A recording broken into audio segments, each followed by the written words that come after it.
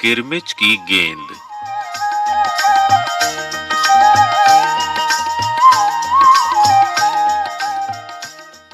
गर्मी की छुट्टियां थीं। दोपहर के समय दिनेश घर में बैठा कोई कहानी पढ़ रहा था। तभी पेड़ के पत्तों को हिलाती हुई कोई वस्तु धम से घर के पीछे वाले बगीचे में गिरी। दिनेश आवाज से पहचान गया कि वो वस्तु क्या हो सकती है। वो एकदम से उठकर बरामदे की चिक सरकाकर बगीचे की ओर भागा। अरे अरे बेटा, कहाँ जा रहा है? बाहर लू चल रही है। दिनेश की मां मशीन चलाते चलाते एकदम जोर से बोली, परंतु दिनेश रुका नहीं। उसने पैरों में चप्पल भी नहीं पहनी। जून का महीना था। धरती तवे की तरह तप रही थी, पर दिनेश को पैरों के जलने की भी चिंता नहीं थी। वो जहां से आवाज आई थी उसी ओर भाग चला। सामने की क्यारी में भिंडियों के ऊंचे ऊंचे पौधे थे। एक ओर सीताफल की घनी बेल फैली हुई थी।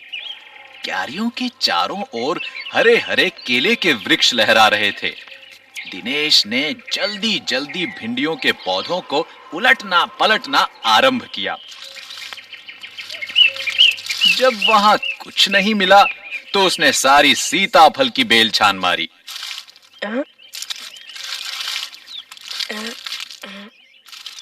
बराबर में ही घूस ने गड्ढे बना रखे थे। ढूंढते ढूंढते जब उसकी निगाह उधर गई तो उसने देखा कि गड्ढे के ऊपर ही एक बिल्कुल नई चमचमाती किरमिच की गेंद पड़ी है। आहा! दिनेश ने हाथ बढ़ाकर गेंद उठा ली। लगता था जैसे किसी ने उसे आज ही बाजार से खरीदा है। उसने उसे उलट पलट कर देखा, परंतु कुछ भी समझ में नहीं आया। नजर उठाकर उसने पास की तिमंजिली इमारत की ओर देखा कि हो सकता है किसी बच्चे ने इसे ऊपर से फेंका हो, परंतु उस इमारत के इस ओर खुलने वाले सभी दरवाजे और खिड़कियां बंद थे।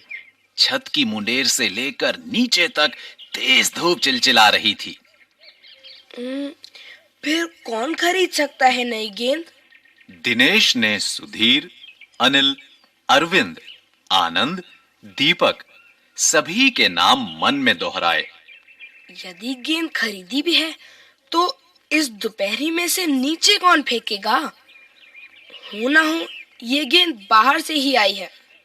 उसने सड़क पर बने गोल चक्कर के बगीचे की ओर देखा, परंतु वहां पर केवल 2-4 गायें ही दिखाई पड़ी जो पेड़ों के नीचे सुस्ता रही थीं। उसे ध्यान आया कि जाने कितनी बार अपने मोहल्ले के बच्चों की गेंदें क्रिकेट खेलते हुए दूर चली गईं और फिर कभी नहीं मिली। एक बार तो एक गेंद एक चलते हुए ट्रक में भी जा पड़ी थी। तभी भीतर से मां की आवाज आई, अरे दिनेश, तू सुनेगा नहीं? सब अपने अपने घरों में सो रहे हैं और तू धूप में घूम रहा है। दिनेश गेंद को हाथ में लिए हुए भीतर आ गया।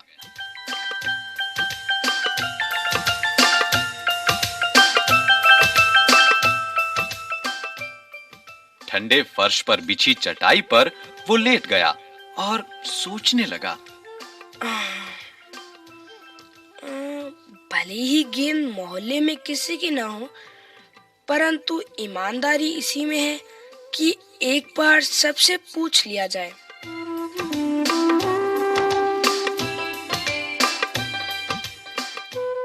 गर्मी की छुट्टियां थीं। बच्चों ने खेलने की सुविधा को ध्यान में रखते हुए एक क्लब बनाया हुआ था। उस क्लब में सभी बच्चों के लिए बल्ले थे और गेंद खरीदने के लिए वे आपस में क्लब का चंदा देकर पैसे इकट्ठा कर लेते थे।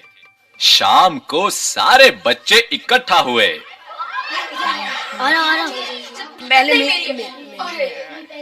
दिनेश ने सभी से पूछा, मुझे एक गेंद मिली है। हाँ? अगर तुम में से किसी की गेंद खो गई हो तो वह गेंद की पहचान बताकर गेंद मुझसे ले सकता है। तभी अनिल बोला, गेंद तो मेरी खो गई है। कब खोई थी तेरी गेंद? यही कोई 4 महीने पहले। तो वह गेंद तेरी नहीं है। दिनेश ने कहा। फिर वो मेरी होगी। सुधीर ने तुरंत उस पर अपना अधिकार जताते हुए कहा। वो कैसे? दिनेश ने पूछा। तू मुझे गेंद दिखा दे, मैं अपनी निशानी बता दूंगा। वाह, ये कैसे हो सकता है? दिनेश बोला। गेंद देखकर निशानी बताना कौन सा कठिन है? बिना देखे बता, तब जानूं। तभी ऊपर से दीपक उतर आया। दीपक अपना मतलब सिद्ध करने तथा अवसर पड़ने पर सभी को मित्र बना लेने में चतुर था। गेंद की बात सुनकर दीपक बोला, गेंद मेरी है। कैसे तेरी है? सभी ने एक साथ पूछा। कल ही तो तू कह रहा था कि इस बार तेरे पापा तुझे गेंद लाने के लिए पैसे नहीं दे रहे हैं। मेरी गेंद तो 5 महीने पहले खोई थी। दीपक ने कहा। जब बड़े भैया की शादी हुई थी ना, तभी सुनील ने मेरी गेंद छत पर से नीचे फेंक दी थी। दिनेश अच्छी तरह जानता था कि ये गेंद दीपक की नहीं है। दीपक की गेंद 5 महीने पहले खोई थी और ये कभी हो ही नहीं सकता कि गेंद 5-6 महीने पड़ी रहे और उस पर मिट्टी का एक भी दाग ना लगे। दीपक ने कहा, मैं कुछ नहीं जानता। गेंद मेरी है, वो मेरी है और सिर्फ मेरी है। अरे जा जा, बड़ा आया गेंद वाला। क्या सबूत है कि यही गेंद नीचे फेंकी थी? अनिल ने पूछा। दीपक ने कहा, हाँ, सबूत है। मुझे गेंद दिखा दो, मैं फौरन बता दूंगा। दिनेश ने देखा कि झगड़ा बढ़ रहा है। गेंद हथियाने के लिए दीपक सुधीर और सुनील का सहारा ले रहा है। वो जानता था कि यदि गेंद दीपक के पास चली गई तो ये तीनों मिलकर खेलेंगे। अच्छा, मैं गेंद ला रहा हूँ, परंतु जब तक पक्का सबूत नहीं मिलेगा मैं किसी को दूंगा नहीं। दिनेश ने कहा। गेंद आ गई। दीपक उसे देखते ही बोला, ये मेरी है, यही है मेरी गेंद। ये लाल रंग का निशान मेरी ही गेंद पर था।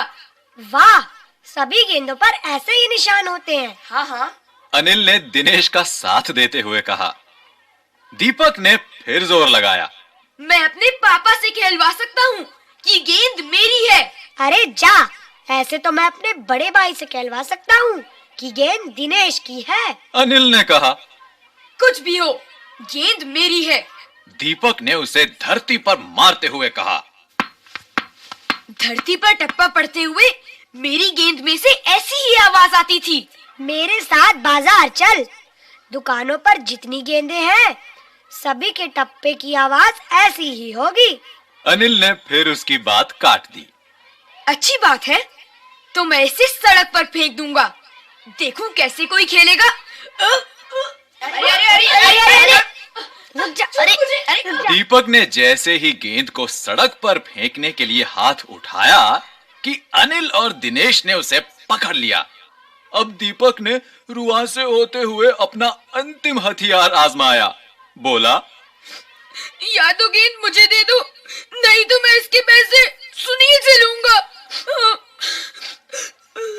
अब तो सुनील, दीपक और सुधीर का गुट मजबूत होने लगा था। तीनों का ही कहना था कि गेंद दीपक की है और उसे ही मिलनी चाहिए। दिनेश तब तक चुप था। वास्तव में दिनेश का मन उस समय सबके साथ मिलकर उस गेंद से खेलने को कर रहा था। बोला, अब चुप भी रहो, झगड़ा बाद में कर लेंगे। अपने अपने बल्ले ले आओ, पहले खेल ले। हाँ, ये 5 मिनट के भीतर ही खेल आरंभ हो गया।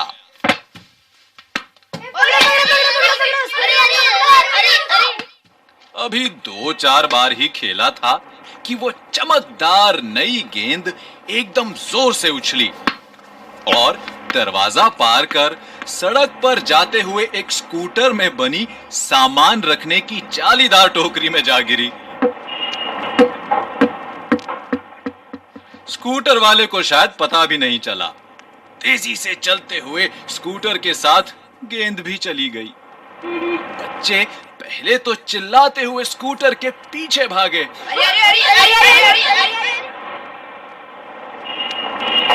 परंतु जल्दी ही सब रुक गए। वे समझ गए थे कि स्कूटर के पीछे भागना बेकार है।